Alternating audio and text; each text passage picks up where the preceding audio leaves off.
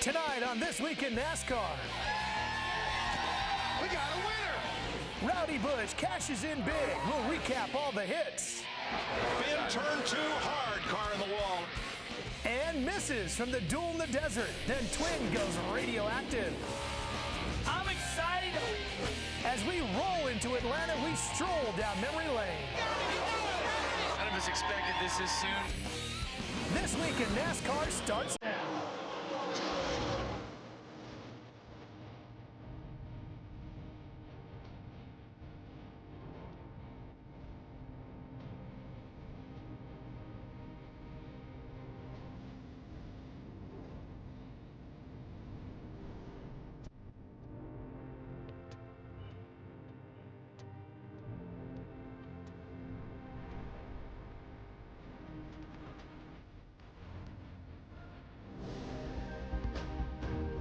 This Week in NASCAR is presented by Geico. Well, hi, everybody. I'm Ralph Shaheen. No, Steve is still coming back to work on This Week in NASCAR, but Steve is stuck in Vegas.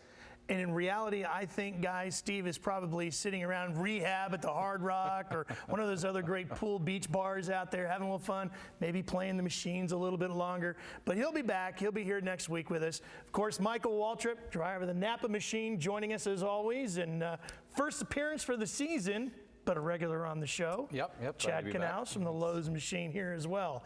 Well, let's begin with a little talk about Vegas. Michael, why don't we start with you and how your Toyota ran out there? Well, I was so happy with the speed that we had in our Napa Toyota, but we just had a lot of problems. It began on Friday. 2 or 3 things went wrong with our car. We lost our, do you run a pan into the front of your car sometimes, Chad, where you try to get the front more glued to the ground? Sometimes. Well, and this is when it all went to the worst. Let's That's see not how good. I never saw this before. But I felt it. and I'll tell you, it felt about just... Felt as bad as it looked? It was the same. But anyway, our pan sucked down on Friday. So all of a sudden I got one of a really fast car and it goes to pieces and we don't know why. And then we discover that. Qualified decent.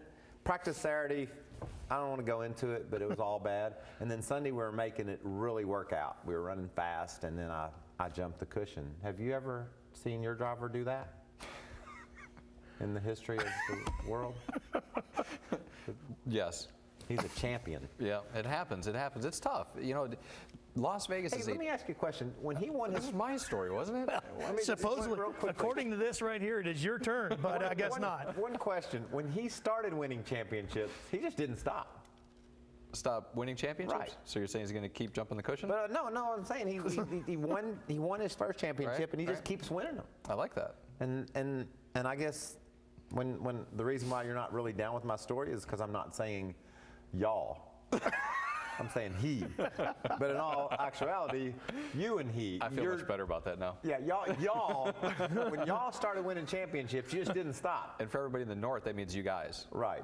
But that's a great point, isn't it? You know, they won the first one and they hadn't lost. Well, that's kind of the idea, I think, right? You keep going. So how did y'all do this weekend, and are y'all on your way to another title? We all better get our butts in gear. It's very similar to what you said, Michael. We started off, we came off the truck real fast in qualifying trim. Very happy with the car, and things were really showing promise. We were happy. We qualified 3rd. Got into practice on Saturday, and the car was fast right out of the box. And we went out on sticker tires after that, and the car was real loose. And I was like, uh-oh, what's going on here? And it had a little bit of a Charlotte eerie feeling to it, to where if you got your car right on old tires, you put on the new tires, you're going to be real loose. And that's a struggle. And that's kind of what we had. And we really had to get to work on the Cobalt Chevrolet and get it figured out. And fortunately enough, we were able to get the car dialed in for Sunday. And man, it was fast. It was really, really fast. And we didn't have to do a whole lot of adjustments on the cars. And just like what we showed you on TV just a moment ago, it seemed as though every time we came down pit road, somebody was coming out of their pits. One time it was the 88 car, our teammate, and we got kind of bunched up there. The next time it was the 96 car. We got bunched up there. Then we had a green flag pit stop one time, and the 77 car came in right before us, and then we slid through the pits, and the 24 blew a tire, and the caution came out, and then we went a lap down. And are you feeling the similarities here? Isn't it? Don't you think that people don't understand how circumstantial being able to win a race is? This is the fastest car on the track early in the going. A couple of just a guy leaving his pit, a guy, and then all of a sudden you can't overcome it. You can't come back. And when you're fighting so hard, Jimmy Johnson's like, I got the fastest car. I'll go get these guys. Next thing you know, even the greatest driver in modern history recently couldn't overcome said circumstances. Or us all. Or y'all couldn't come over. Even him. Well, there was one guy that did overcome everything, and of course that was Kyle Busch, and they ended up getting the win, so he gets the win at his hometown track. And they had adversity there as well. I think adversity. Yeah, I think it. But wouldn't you rather have your adversity at the start? I think that's what you have to try to do. If you're going to make mistakes, if things are going to go wrong, they need to happen at the beginning, so that you can work your way through it and be in a position at the end to do what Kyle did. So great job of that team, obviously. But I just want people to understand how difficult it is to pull it all together and win one of these darn things. And if you pull it together enough, you get to be at the top of the points. So let's take a look at the point standings after we've got 3 races in the books. And your teammate, Chad, Jeff Gordon, is at the top now. Another crazy thing. They blow a tire, don't have a left front fender on the car, and he comes back and where did he finish? 5th? Sixth. But I watched Jeff Gordon. This is and I'm not going to get you. This is one thing I love. I watched Jeff Gordon slide his tire and blow it out, tear his fender off. That's a circumstance. 6th. Yeah. Jeff Gordon overcame a lot of stuff yesterday. A lot of circumstances he overcame. They did a great job. They all did. When we come back on This Week in NASCAR, Jamie McMurray goes dirt tracking on the Las Vegas asphalt. That was a great save. Plus, Kyle Busch was plenty vocal on the radio. We'll give a listen in our Radioactive feature still to come. And we'll take a look back at the first-time winners at Atlanta Motor Speedway. Remember what that year was? We'll be right back. This Week in NASCAR is brought to you by the auto parts experts at AutoZone. Get in the zone, AutoZone. And by Z-Max, performance you can feel.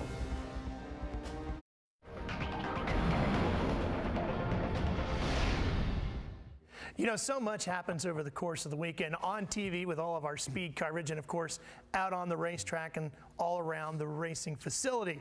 We like to bring it all to you in a capsulized format, which we call In Focus. We're in Vegas, right? I advise you to drive at top speed.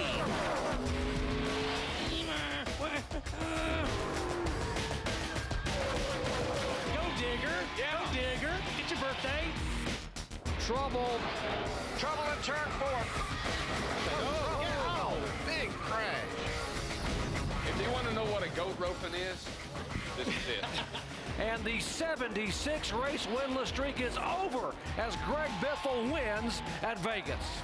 How about let's roll snake eyes? Oh yeah! Oh yeah! Yeah, he just blew up. Jeff Gordon missed pit road. Jeff Gordon in the 24 car was coming to pit road and missed it. Jimmy Johnson, the 48 car, the caution will wave again. Yeah, baby. Say goodnight, Gracie. We got a winner. Kyle Busch has done it.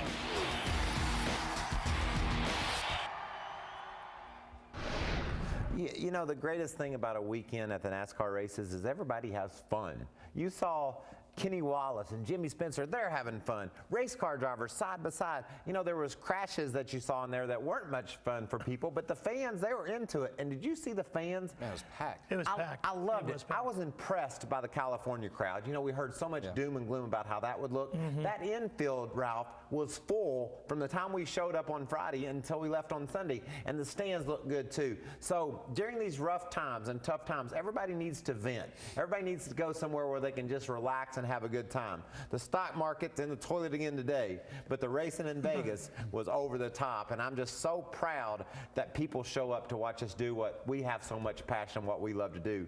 Darn, it feels good to look up at those stands and see all those people. Well, it's easy to come out when you got good racing. You guys have been putting on a good show. And if you can't come to the track, well, you can always see everything on TV. Here's a look at what Speed has coming your way from Atlanta. Race day, Sunday, 2 p.m. Eastern time. Those guys kick it off like nobody else can. So you got to make sure you tune in to see that. And let's show you some of the highlights from Las Vegas, and we'll kick things off with this first grouping of highlights. As it got underway, engines were a big thing again, Chad. What is going on with all this smoke out of the back of these cars? The speed that we're turning at Las Vegas with the 389 gear that you run there, which is the more RPM gear, is a lot of RPM for the speeds that we were carrying. The track was faster. The tire allowed us to get a little bit more speeds out of there.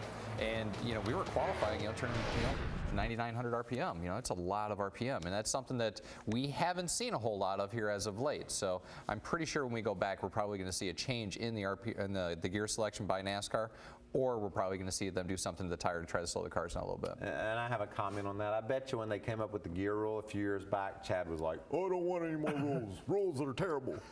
I don't want any rules. I'd rather get rid of them. But that's what I'm saying is NASCAR came in and they said, you're turning too many RPM. Yeah. We're going to put you have to run this gear. Oh, yeah. Or it would be out of hand. And so despite the fact that we have a gear that we can turn 9,800, Chad and my guy, Booty, all the crew chiefs, we'd want one to turn 10.8. Right, absolutely. Let's throw another gear to her and see what happens. Yeah. So NASCAR does a pretty good job of making sure they keep us in a box. It's us in a box. It's kind of how the car looks, too. It's Mike in a box now, baby. Mike in a box. It's Mike. Well, let's take a look at the next set of highlights. These two guys both saw some folks spinning, and these guys saw some folks spinning as well. On board Denny Hamlin, there goes Todd Bodine. He didn't hit anything, though. Or no one hit him. Oh, look at that. That one with Elliott. That was just crazy. Yeah. That was under caution, wasn't it? That was Elliott Sadler hitting How about Marcus this? Ambrose. How does that happen, Chad? Well, I mean, I'm going to speculate by saying whoever put the left side axle cap on didn't get it tightened up before the car left the garage area. And, it vibrated its way loose. I've seen it before, Yeah. but you think to your... It's pretty rare, though. It is rare, but how many things are on your checklist, Chad? There's hundreds So of don't items. think it's the can worst happen. thing that's ever happened. Right, it can happen. The thing that was amazing about that is I was sitting there watching the rundown at the end of the race, and they were sitting up there like fifth. And I don't know where they ended up, but like the second to last restart, they're sitting fifth, and they had the axle falling out of the car. Right, And I was they like, got over that, How but then in the they world had did they get up there? They had a brake problem. They also had another issue later in the race. Circumstances. Circumstances. Another situation that put Martin behind was he had to come to the pit road to get his brakes fixed. And he wound up finishing in the 30s. So I didn't realize overcame the first one, couldn't overcome the second one. Okay, now this next highlight is one of the greatest moments of driving we've seen so far this year with Jamie McMurray. Incredible. I don't know who runs the drifting school, but I'm going to call him and see if Jamie took that class. And can you appreciate, I mean, people don't understand like I do. That was amazing. And all you have to do is watch Eric Amarola try to do it here in a little while. Or Jimmy Johnson. Or Jimmy Johnson. It's amazing what Jamie accomplished. I mean, just crazy what he was able to accomplish. All right, then we saw Biffle take the lead. But just tell me, Michael, as quick as you can, from inside the cockpit, how much of that, I think fans always wonder, how much of that is luck and how much of that is skill when a driver is able to pull a move off like that? It's everybody at this level. You got 43 guys out there. If they make that race, they've got a lot of skill, more skill than anyone in America to drive a race car because they've made it to the pinnacle of stock car racing. But take that into consideration and knock your car sideways and pull it out like Jamie did. He did a better job than I've ever seen done in the history of racing. Since radial tires. When we used to race on the bispot tires, that's how you went around a corner. All the time. That was fun. Yeah. Now, if someone knocks you sideways on those radials, it's just in 1 second it could be over. And Jamie stretched the 1 second where it could have been over out over about 5 or 6. So Yeah. that was incredible. It was stunning. That's going to be a season-long highlight reel one for sure. Hey, coming up next, 2 Cup champions had some problems in the pits. We'll discuss that. And later we'll take a look back to the first truck race in Atlanta, which featured a comeback for the ages. Also, pit road in Atlanta can be pretty dangerous. We'll talk about that when This Week in NASCAR continues. This Week in NASCAR is presented by Geico. Man, I've always wanted to do that. That was good. I use my TV voice. That's good. I love that little gecko, and I love that old man that tries to fall over Yeah, on yeah. him. And then that money stacked up. They market their goods and services. They're good. As They're good slick. as I've ever seen it done. Absolutely. And that was very well read. You like the way I did Well, I'm that? going to see if I can do nearly as good as you on this one. Give me that TV voice. All right, time now for the picture of the week, and you can win this very picture of Kyle Busch, which is very cool. To enter, go to the Twin Show page on speedtv.com. Click on the link to email us. Be sure to include the keyword in the subject line. This week's keyword is 18. Only 1 entry per email address. Last week's Matt Kenseth picture goes to Matt's home state of Wisconsin. Probably. Yeah. I don't know if I did that as well as you, Michael. but Oh, you threw it out. At the end, you were going, from his home state in Wisconsin. That's impressive. Is that good? How about highlight number 4? Do you want to do that one? Let's take it. Okay, this is your Castrol smart move of the race, all right? Who made Let's start with this. We know it wasn't me or Jimmy. No, it's Casey Kane. Let's check this out. Unbelievable bit of saving right here. With Anderson. And how do you finish 10th? Didn't you finish in the top 10? I mean, We're in Almirola, actually. That was pretty impressive right there. and he's beautiful. Well, and then there's that, of course. But that is just incredible. But what do you think his face looked like when he come off that corner? Saw that car sitting there. Like, oh. Well, now that's a look. I don't know about your TV voice, but that's definitely a TV face, right? I bet she was amazed when he saw that car sitting there. You know who was only amazed more than that over the whole weekend? Mike Bliss, when he got down to the corner Oh, in the nationwide race? and Denny Hamlin was sitting there. Yeah. Oh, God. Let's look at that later, We're going to have Ralph. that a little later for sure. Yeah, we're not going to miss out on that. That's called a teaser. This show is A out teaser, of control today. Yeah. Bet you can't wait for Burns to get back, right? Okay, hey, let's show you the Geico greatest pit crew. It's like having a substitute team. Yeah, it's just all wild. Yeah. The 31 bunch for getting Jeff Burton off pit road first. In the lead. Then Denny Hamlin gets into the wall. That's another one that got him just a little bit too high. Look at this late, I stayed on the wall. Everybody thinks he's going to stay up there and then slides back across the track. Watch Denny. He just tried to get the gas a little bit harder than he was ready for.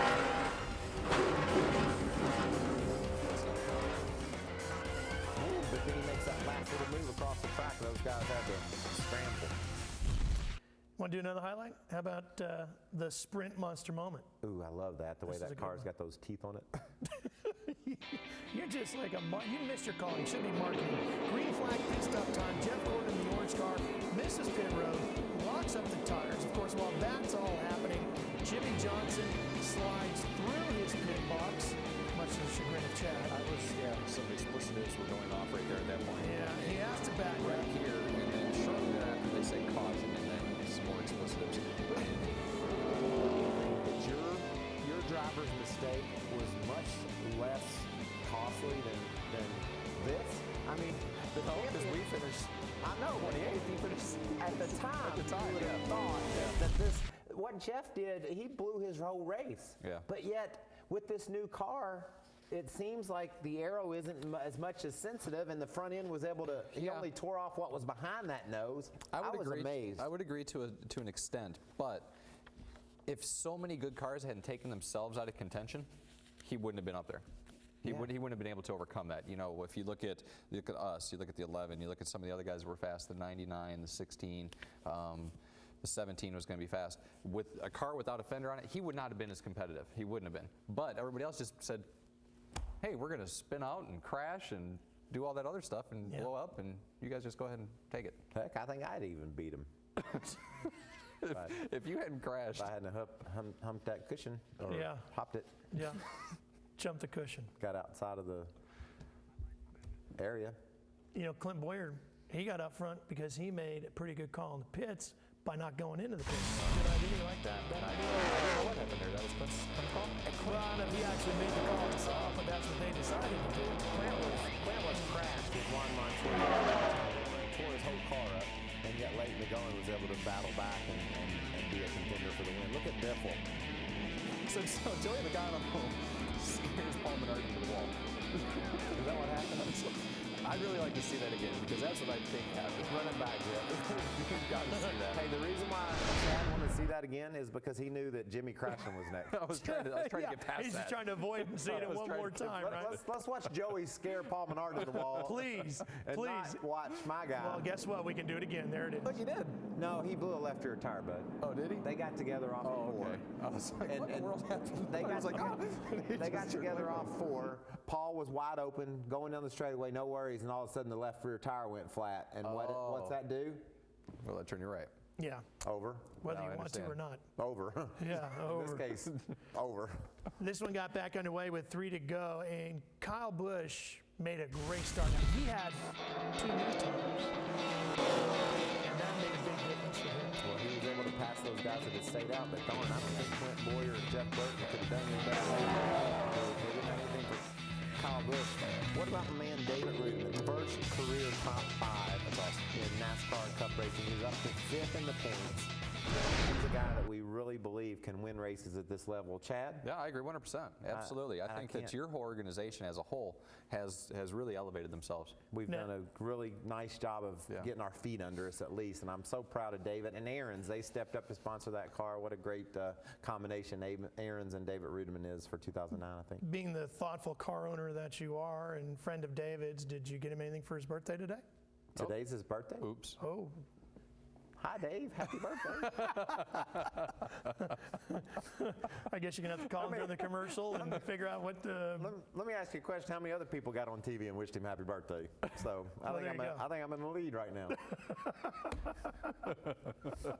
Hey, after this, the best scanner from the racecast, a glow in our radioactive feature. You don't want to miss that. And later, we'll take a look back to this race in Atlanta 1 year ago. Kyle Busch started his winning ways. We'll be right back. Happy birthday, David.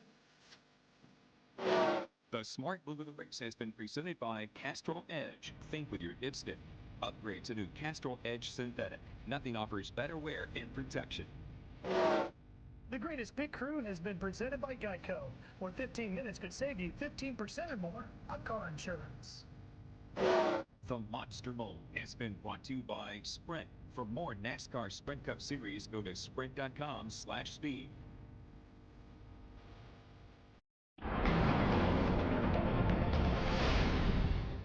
Welcome back to This Week in NASCAR. Ralph Shaheen filling in for Steve Burns. We had a bunch of snow here in Charlotte. He claims that's the reason why he couldn't fly back from Vegas. However, Michael Waltrip and Chad Knaus both made it back. How funny is that? I'm not so sure. He was really stuck there. He wasn't ready to leave yet, was he? No, I don't think so. Well, who would? It's Vegas. It's a great place to be. Hey, you know what? On the scanners, these guys say a lot of things. We always like to peek in and listen in whenever we get a chance. Here's a look. Radio, check 1, 2. 10-4, got you. Check 1, 2. I got you there. You got me okay? Got a copy. 10-4. With the drop of the green flag, we're underway in the Shelby 427.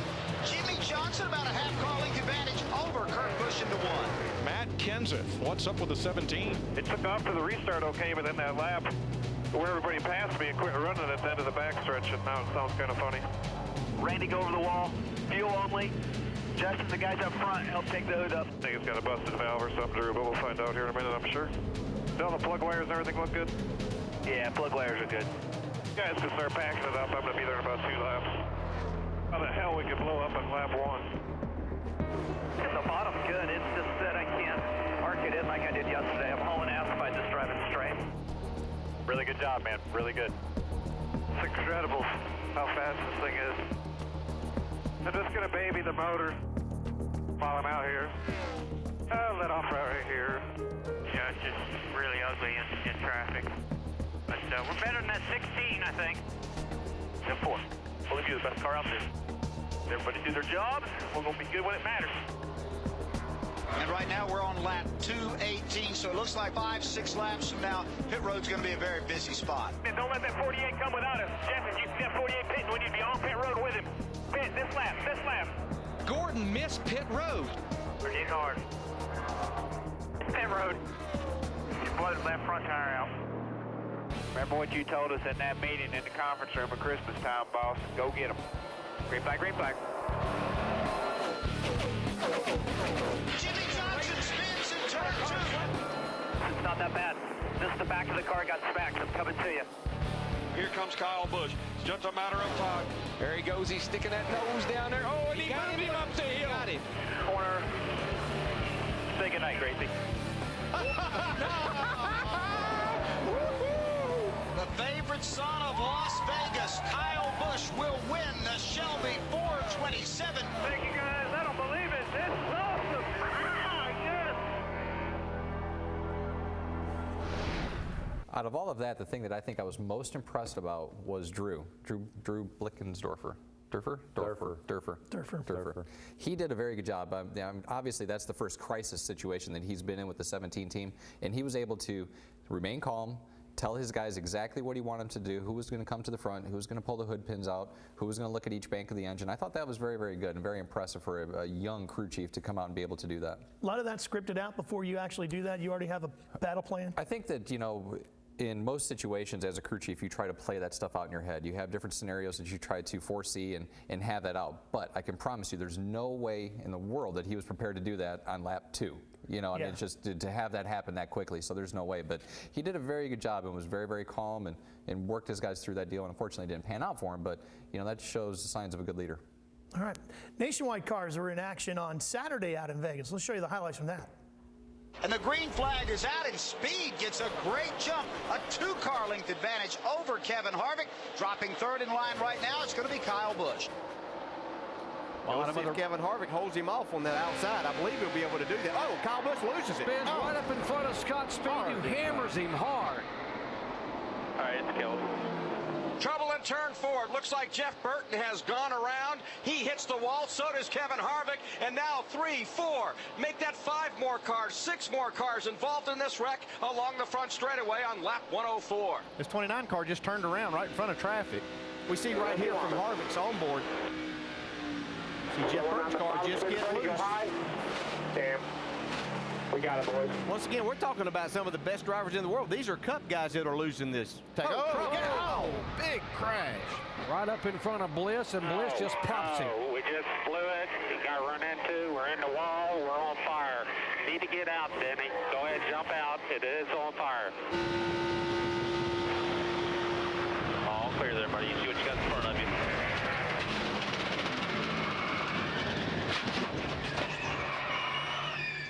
Watch the violence of this impact. See the nose going completely up under the rear wheels of the 20 car Denny Hamlin. See the parts and pieces flying out of these race cars. Fire, that's a big fire under the hood of the 20. Watch for the move by Carl Edwards. He's going to have to hold it right here. This is where the car can get really loose. Here comes Biffle on the outside. He's going to squeeze him down there. Teammates, they almost come together. White flag this time by. And the 76 race winless streak is over as Greg Biffle wins at Vegas. Greg Biffle becomes the 9th different driver to win here in 13 races for the NASCAR Nationwide Series. I think a couple of things I see there, Ralph. There are some wrecks that are just unavoidable.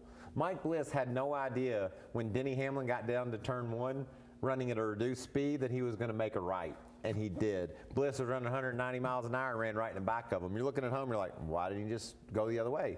He was committed. And the other thing, Carl Edwards, he wanted to win that race. He drove past his teammate, and he got back on the gas, but he knew that if he got too aggressive, it would be a repeat of what Kyle Busch had done earlier in the race. I'm really impressed with what Carl Edwards did there. Not only did he not crash and take out Biffle too, he was able to maintain that second spot. A great job by Carl Edwards. With Carl, it's almost more of what he didn't do than what he did do, because if he had done it, it might have been really big. Oh, it was almost big anyway. Yeah, he was able to save his butt, but just a great job by that driver. And he's focused on points right now. Yeah. And speaking of big, you remember the first truck race at Atlanta? The first time the trucks went there was arguably one of the best finishes they've ever had.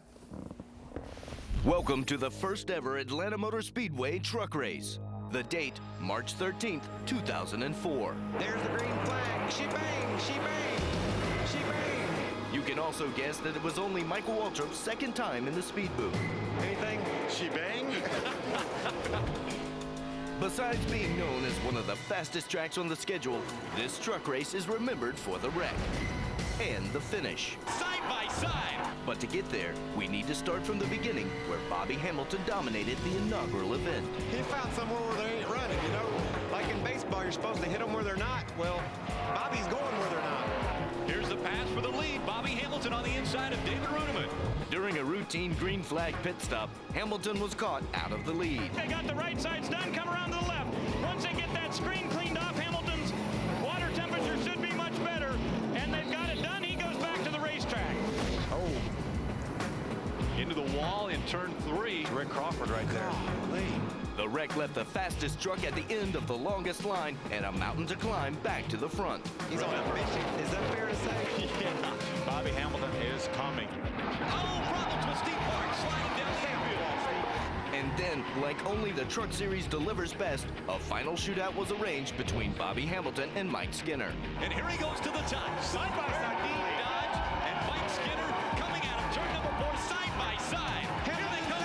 Quad oval. It's Bobby Hamilton, Mike Skinner, and Bobby Hamilton will win the Easy Care 200. What a finish. Two drivers on a mission, but only one could celebrate in victory lane.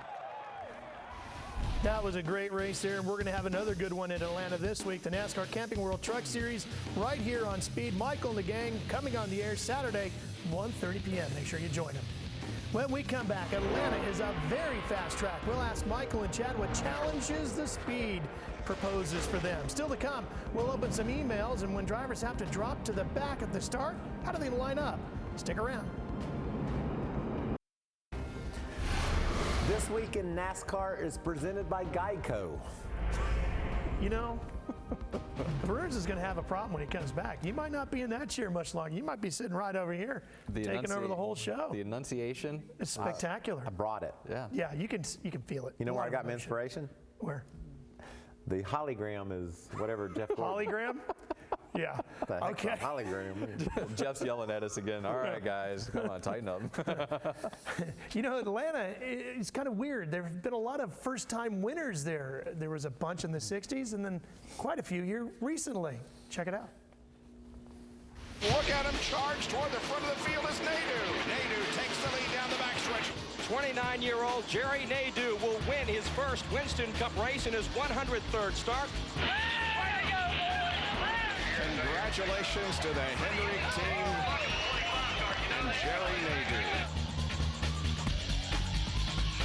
And around the outside, here comes 3 wide. 3 wide. 3 wide line. Here Harvick, the leader. Just like a year ago, he's going to get him, though. Here they come. Gordon got loose. It's Harvick. Harvick by inches. Harvick by inches. Tell me we got him. 29 car. You got him, buddy. Harvick, you got him. That's an incredible finish. What a job for that young man. See, what I like about a guy like Carl Edwards, what you don't know, you don't know. He don't know that he needs to be taking it easy right now. It's going to be another one of those fantastic Atlanta finishes. Johnson's trying to block him. It's who can stay in the throttle here off turn 1. And here they come, and I think Cole's got the advantage. He does. He wins. Oh, secure, buddy. There is the man right there. That is the man. Yesterday, we called him NASCAR's newest star. Today, he confirmed it. For the first time in Sprint Cup racing since 1954. Come on, folks, give him a hand. More nameplates going to victory lane. Wild Thing wins. Yes, Kyle sir. Busch. The 18 is back in Atlanta. Good job, boys. A bit of history at Atlanta Motor Speedway. It took just 40 races for Toyota to claim its first win in the NASCAR Sprint Cup Series. Congratulations, Addington. First one. Good job, buddy. Thanks, everybody. I think the biggest reason why we see that so often is just quite simply because the racetrack has such a wide groove. You can run at the bottom early on new tires, and then as your tires start to fall off a little bit, you move up, and then as tires fall off a little bit more, you move up all the way up next to the wall. And I think that what this track allows you to do with the tires that we typically have here is a driver, if he wants to maybe baby his tires a little bit and save them for a little bit later on in the run to make a charge on the end like Carl Edwards did with us on the outside, you can do that. The track just really lends itself to great racing, and it opens up opportunities for a lot more people. It's extremely fast. You know, Mike, I know a lot of the fans think Daytona, Talladega, the big super speedways, yeah, maybe the straightaway speeds are high there, but corner speed here is just ridiculous. Yeah, the sensation for speed when you qualify at Atlanta is probably greater than anywhere we race on the whole circuit. You really have to be committed to go out there and try to get on that pole because it takes a whole lot of foot on the floorboard most of the way around this mile-and-a-half track. You really feel the speed. Scary? Not really, unless something goes wrong, you know. And then race car drivers are kind of dumb. They just assume nothing will go wrong, and then when it does, they're like, "Oh crap, this is going to be big," you know. you're all focused on winning the pole up till when it breaks loose, and then you're saying, "Oh man, this isn't the best place to have an accident." Yeah. And then come race time, it's very much like the old Darlington was. As the tire fall off is so high, you see guys go in there and they're backing it into the corner, sliding all the way up to the wall, and then they get to the gas and they drive it back down the corner straight. It's a really neat race to watch. It's a lot of fun. You'll see more sides scrubbed off cars at Atlanta than you will all year long because people are just searching for grip. There's no grip on the bottom. There's not a lot in the middle, so they're trying to get right out next to that wall. So that's why things get crazy at Atlanta. That's why you see so many different winners, is because you can get your car to work on the bottom or you can get it to work on top. Well, and you can also have problems here on pit road, Chad. This is a place that's very wide, but it can be very tricky. Yeah, and you'll see people run each other off into the grass more often here than you do anywhere else. And it's, you know, I really don't know why. I really can't tell you why. Not a good reason, is there? There really isn't, but I think they think because there's no wall there, they got that little extra space, they can just shove somebody up there. But it's very tight, it's very treacherous, and that's why qualifying is so important. The better you qualify, typically the better pit selection you get, and that allows you to get your driver in and out of the pits a little bit better. But it is so congested. I think the place is so racy on the track, people just continue that to pit road. Yeah. You know, you're just side by side, 3 wide at times, and you're thinking on pit road, I got to go. I got to get that spot. Well, tires are important at Atlanta, and we'll talk about tires when we come back and how they will affect the outcome of the race at Atlanta. Jimmy Johnson demonstrated last year that tire wear can be an issue. And Kyle Busch's win at Atlanta last spring was a first Cup win for Toyota and for his crew chief. We'll relive it.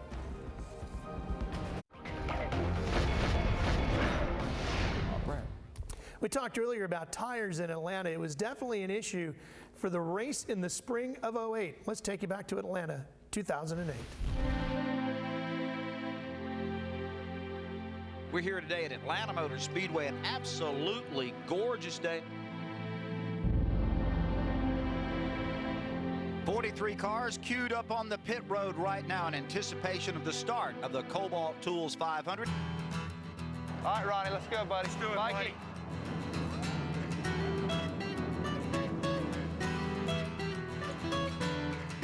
All good today. Yes, sir. Yes, sir. Good job qualifying. You got a suspended stall. It's going to be a fun day. Fun day. Thanks for all the hard work this week. I know a little bit of adversity, but really appreciate you, Robbie and Chris, for stepping up and helping us out. No problem, Carl. Just remember, it's 25 laps. And the crowd is on its feet here at the Atlanta Motor Speedway. Dale Earnhardt Jr. has pulled out in just 14 laps to a 6-second lead. We're going to put some wedges in the left here, try to get it up off that left side and tighten you up. Really tight for some reason there. Keep doing the best you can here. I'm going to have to get some of that bite out of it. We'll see where it goes. I'm just car throttle all the way off the corner. When I try to get wide open, it just gets too loose. No adjustments. I'm going to work that track bar next. Okay. Hey, hanging on barely. Give me some help. This is out of control. The only thing that I can see, Junebug, is the first run. I know what the air pressures were, and I'm 5 down on the right front, and I'm 3 down on the right rear. I'm saving your ass here. You got about a 40th place car. And now the yellow flag is out. I'm about a 5 loose in, about a 5 loose landing. I think it's getting that track bar down about an 1/8 or should happen. turn and take a little bit of wedge out, and I'll adjust the rear air pressure. These teams have sort of found a groove. These drivers, they may have an ill-handling car. They're just doing the best they can, and they're trying to ride this thing out, at least early on. I believe our leader's got a problem. Carl Edwards is coming into the corner. A lot of smoke. It broke. Took just 40 races for Toyota to claim its first win in the NASCAR Sprint Cup Series. It goes to Kyle Busch. The 18 is back at Atlanta. Good job, boys.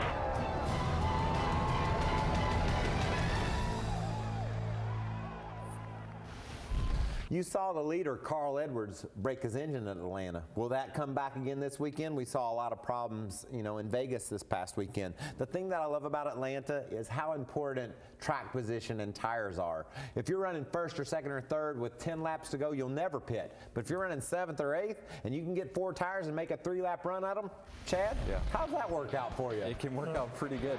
We did that last fall. We were running pretty well, kind of got stuck in the back in traffic, and the late race caution came out. We came in and we took 4 tires. Everybody else stayed out. We lined up 12th, and I think we had 8 laps to go. We went from 12th to 2nd in 8 laps, which, that's exactly what I was saying. I'll hold your hair. It was awesome, and it was great to see Jimmy drive the car that way. And it was cool that the car was able to actually handle that kind of abuse that late in the race. So the Goodyear tires did a great job there. Based on the issues we've had with engines here in the first couple of weeks and how important tires are going to be, we know you're going to have to push the engines to go fast there. What's going to be more important, tires or engines at Atlanta?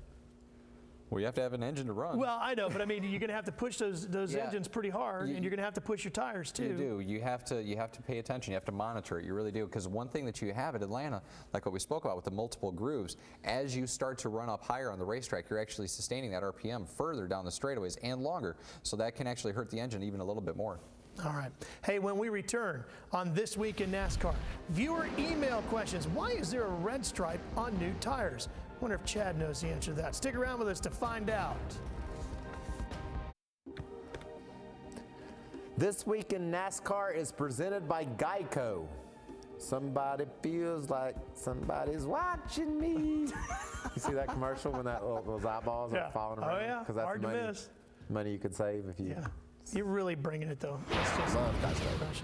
Yeah, let's get into our ZMAX email questions. Let's begin with the first one here from Alex in Anaheim Hills, California. Recently, several cars had to go to the back of the field because of engine changes. How are they lined up? Is it a certain order? Well, the way it's supposed to work is you fall back, and if you qualified first, you get to be the first guy in the back. And if you qualified 7th, you're right behind him, and vice versa. But I will tell you, as will other drivers who have been in that circumstance, when everybody comes back there, you just sort of work it out. If somebody wants to be over there and you're going to be over there, it's not that big of a deal because you're last anyway. Yeah, we're all back here. You know what I love about NASCAR? We got a question from Anaheim Hills, California. That's right. Everybody loves NASCAR. Here's another one from Cedar Rapids, Iowa. This one comes from John. What is the significance of the red stripe on new tires? Chad, do you know that one? I do. There's a great racetrack in Cedar Rapids, Iowa, a little half-mile track. Hawkeye Downs. Yeah, absolutely. Fantastic. But anyhow, the reason that stripe is there is if you look really closely, the hole that the stud penetrates through when the tire carrier puts the wheel on the hub, there's a stripe. That stripe lines up with that hole. That way the tire carrier can get a good visual on exactly where that hole is, so he watches for the stud and sticks it right on there. I thought it was just to make it pretty. Or pretty. It's kind of pretty. Quick or pretty. It's time for another racing question for Ask.com, the official search engine of NASCAR. Which 3 drivers had multiple wins in Las Vegas Motor Speedway? Now, if you want the answer now, go to Ask.com, where NASCAR fans go to get answers. Ask.com, the official search engine of NASCAR. Hey, you can win the Kyle Busch Picture of the Week. All you have to do is go to the Twin Show page on speedtv.com, click on the link to email us, put 18 in the subject line, and include your shipping address in the email. 1 entry per email address, please, or you're disqualified. Right, Mike? Right. This week in NASCAR. Be right back. This Week in NASCAR is presented by Geico, where 15 minutes could save you 15% or more on car insurance. And brought to you in part by Ask.com. Get the answers to all your racing questions at Ask.com, the official search engine of NASCAR. You know, Michael, that guy doesn't do the Geico thing nearly as good as you. Hey, here's the lineup of stuff this weekend from Speed down in Atlanta. We're going to have you covered all day Friday from 11 a.m. to 6:30 p.m. And then I'm going to encourage you to stick around after that because we're going to have the Daytona 200 motorcycles under the lights. I read for the first time. Yeah, live from Daytona. I'll be there for that. Be sure to tune in to This Week in NASCAR. Next Monday night, Michael and Greg Biffle will join Steve Burns if he ever gets out of Vegas. The gang will recap the race from Atlanta, preview the race at Bristol This Week in NASCAR, Mondays at 8 p.m. Eastern, only on Speed. Well, Atlanta in front of you, Vegas behind you. What do you think? I just like the way my car performed. I hate we had problems. I'm sure you're the same way. And I'm looking forward to going to Atlanta. Yeah. That's the home headquarters of Napa and Coca-Cola. Aaron's a bunch of my sponsors, so it's always good to run good in Atlanta. Yeah, we're really excited about it. We're taking the Cobalt Impala there, and we're running in the Cobalt 500, so that's going to be a lot of fun. I'm looking forward to it. It's a great racetrack. It's a lot of fun. You know, you never really know exactly what's going to happen, so tire wear is going to be important. Track position, it's going to be an exciting race. Thanks for going somewhat easy on the substitute teacher. Oh, you were great. We really appreciate you coming here. And just remember, we're presented by Geico. Burnsy, get out of Vegas, would you? Come on home. We'll see you, folks. Have a nice night.